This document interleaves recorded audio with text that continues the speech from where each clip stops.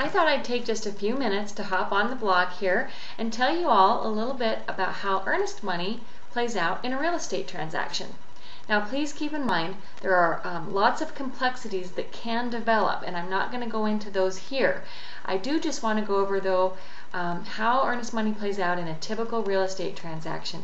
This way, when you are ready to buy or sell, the terminology will be a little bit more familiar to you, and hopefully you'll be a little bit more prepared for this portion of the process.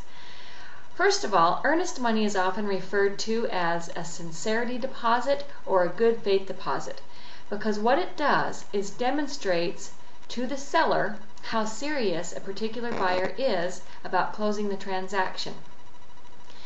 Earnest money is typically put down when the buyer makes their offer to the seller. When they draw up that purchase contract, they can put their earnest money down at that time, or they can offer to put the earnest money down within a certain number of hours after the buyer and seller have reached an agreement on the purchase contract. Either way, once the earnest money is put down, it is deposited into the trust account of the listing office or of the local title company.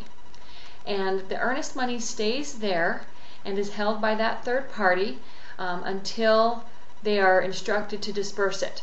On a normal, typical real estate transaction, the earnest money is held there until closing. Upon closing, the buyer gets that earnest money credited back toward them on the closing statement, so it can go back toward the purchase price of the house or the closing costs. Now, like I said, there are lots of what-if scenarios there, and I'd be happy to go over those with you if you call or email or something like that. We can go over those individual scenarios. But what I really wanted to put across to you this morning was that earnest money does play a significant role in an average real estate transaction. We encourage all buyers to put their best foot forward with regard to earnest money. In other words, put down as much as you can. We do not want to discourage anyone from pursuing a house because they don't have a lot of cash available to put down for earnest money.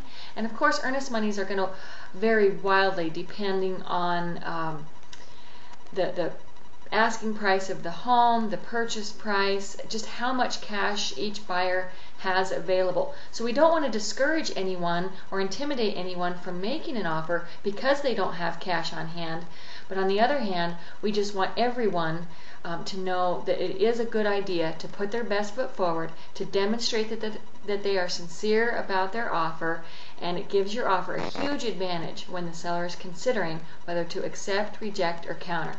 Thanks, and we hope you'll stay tuned for other educational snippets on the real estate process, and we hope that it'll give you a little heads up so that when it's your turn to buy or sell, you'll be a little bit more prepared for the process. Thanks, and hope you have a great weekend. Bye-bye.